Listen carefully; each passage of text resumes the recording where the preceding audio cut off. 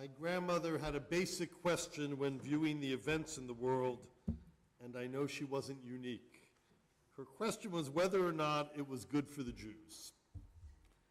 As I view the world, while I keep that in mind, I have another test, which is, would my grandmother have believed if some event had taken place or not? This one falls in the category of things my grandmother would not have believed. A Jewish president was just elected in Ukraine.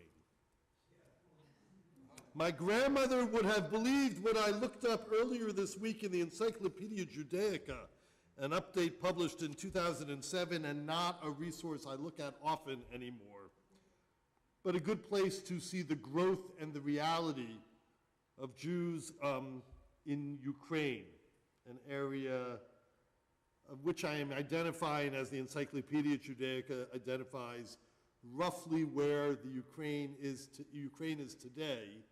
Obviously, over the centuries, it's had different controlling factors.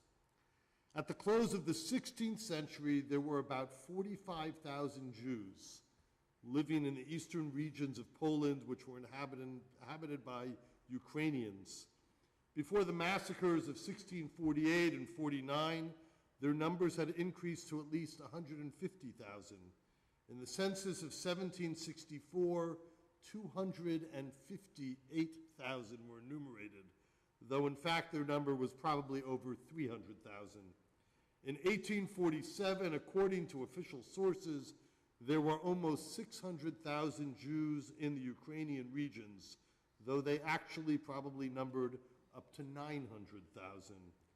According to the census of 1897, 1,927,000, and it was a census, 268. The census of 1939 enumerated 1,532,827, a decrease. And keep in mind that what happens in the years between 1897 and 1939 is actually when many of our families came here. Mine was further north in the empire, but it is when our families came here. I will not review all the numbers of the Shoah or of the years under Stalin, but we understand that impact.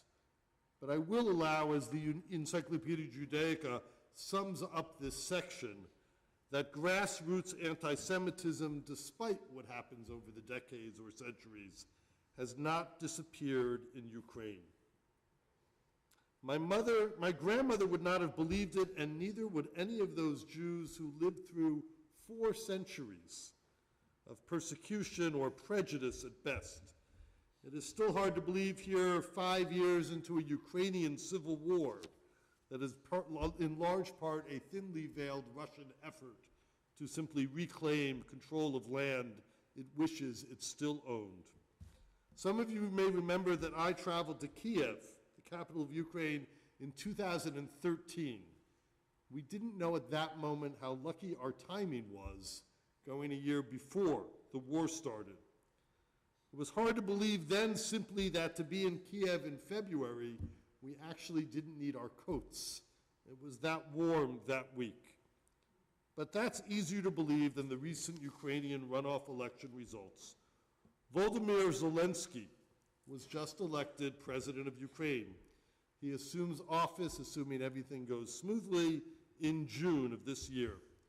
Zelensky is best known as a comic actor whose TV show has him actually as an unexpected accidental president in his very role that he plays.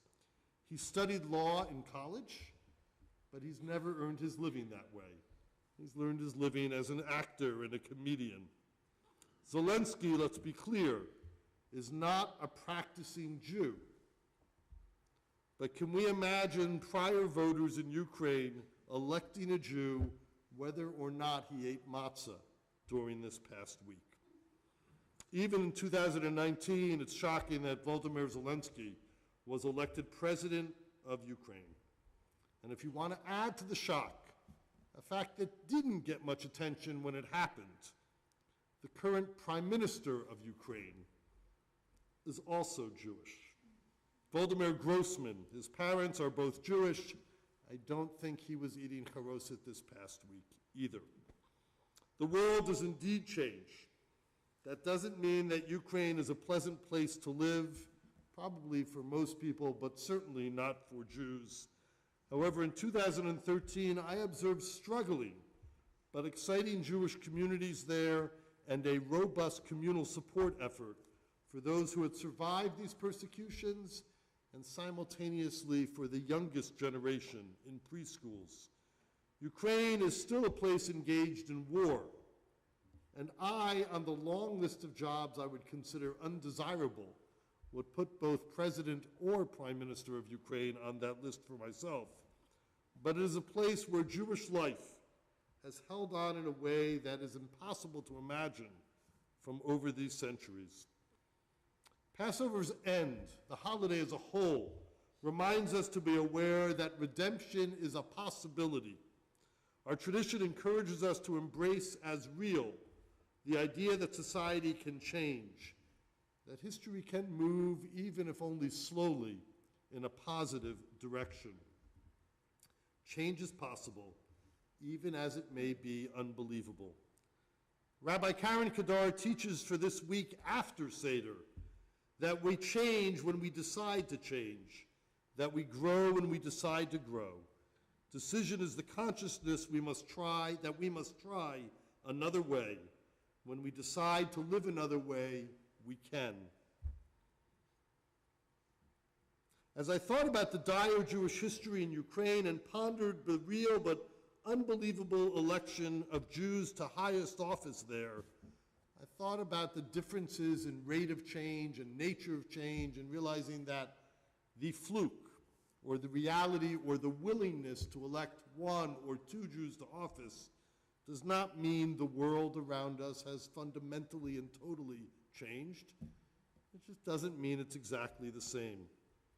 I actually thought about President Ronald Reagan, who made his own the phrase, trust but verify.